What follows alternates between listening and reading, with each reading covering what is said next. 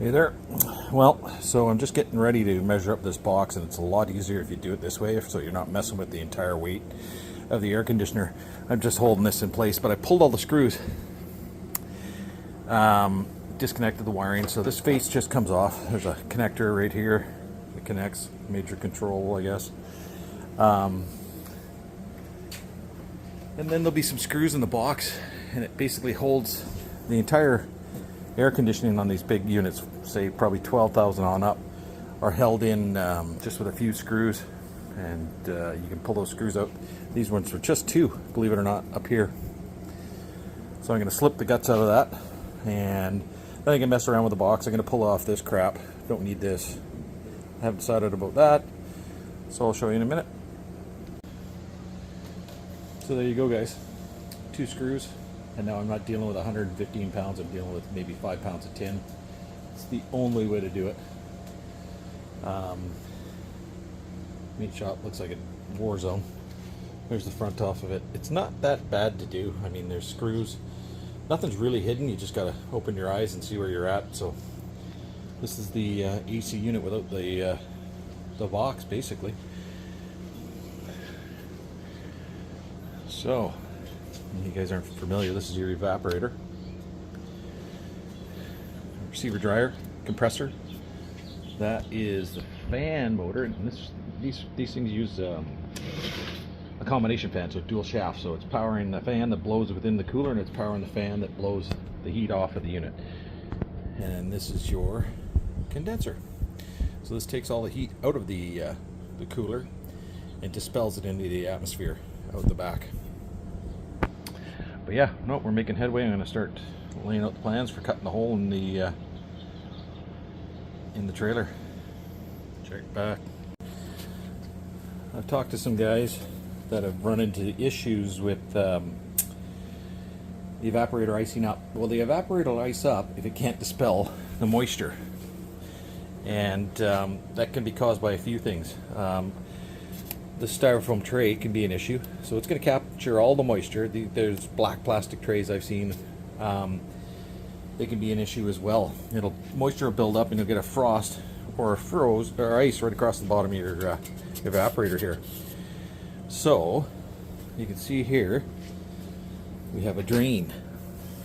This is the drain coming out from underneath that evaporator here. I'm going to find the lowest spot back here, as far back as I can, so it's outside the cooler, and I'm going to drill a hole. This will be on an angle, so it's going to be tilted down towards the back, so the fluid that builds up, the moisture that builds up and drains off, is going to run towards the back of the cooler. So a few guys have asked me recently, like they've had some issues, and I've come up with these suggestions for them, and it seemed to have cured their problem. So that's one thing to think about. Well, after doing this for several years, this is the first one I've seen. This is I guess the older AC units are getting harder to get, the old window AC units. So this is your primary thermocoupler. And this is what you're going to heat. See, it has this goofy little plastic thing around it. It's going to get picked off of there, and it's going to be just the thermocoupler sitting there. I'm just going to leave it in there just to keep it protected for now. So I've heard about these. I haven't seen one up until today. And this has a secondary thermocoupler, and this one's going to have to be heated alongside this one by the light bulb as well to trick the AC unit. You can see it has a little spot down in there, and you're going to want to just gently coax it out of there, and it's going to have to be taped to the light bulb as well. So this is just one other thing you might have to look for when you're building your cooler.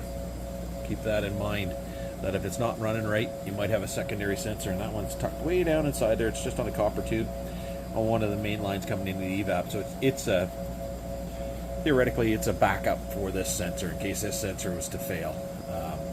You could just go ahead, and this one would be controlling the unit. So keep that in mind. You're going to have to heat both of those.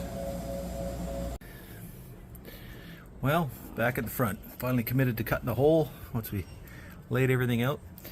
You can see how these had a lip on them right here. Now I've washed that lip off, And this is going to be welded through here and through here. It's going to be welded and it's going to be gusseted down through here. And this is what the air conditioner is going to sit on. And you got 115 pounds once it's welded. And I'll just be back in a sec. I'll just put the box in there so you can see. So slip the box in there. You can see how I've made these wider so it'll accept it. There's going to be a brace at the front and a brace at the back that is going to be welded across and screwed down to. So that's basically what's going to retain the weight. And it worked out nice. I'm going to have a bit of an offset on the wall here, which I knew I was going to have to get these fins outside the trailer. It doesn't take much. Just build a nice high-density polyethylene or a starboard, marine starboard. Just a frame here. But yeah, it'll come together nice. And I'll go show you the outside here. I don't know if this thing's going to stay here or not. I'm going to pull it back in a little bit. But we'll show you the outside. I just think that the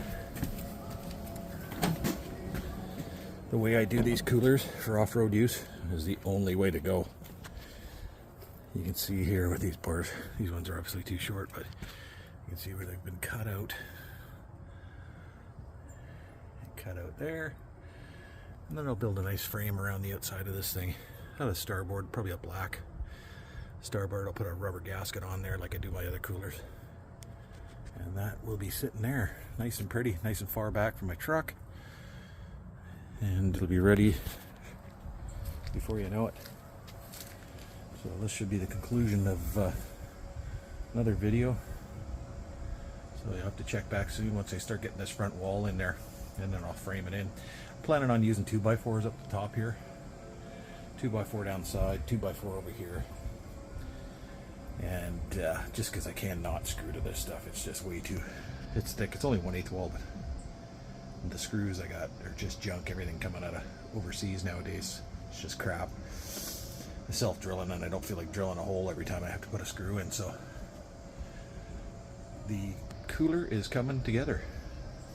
Check back soon.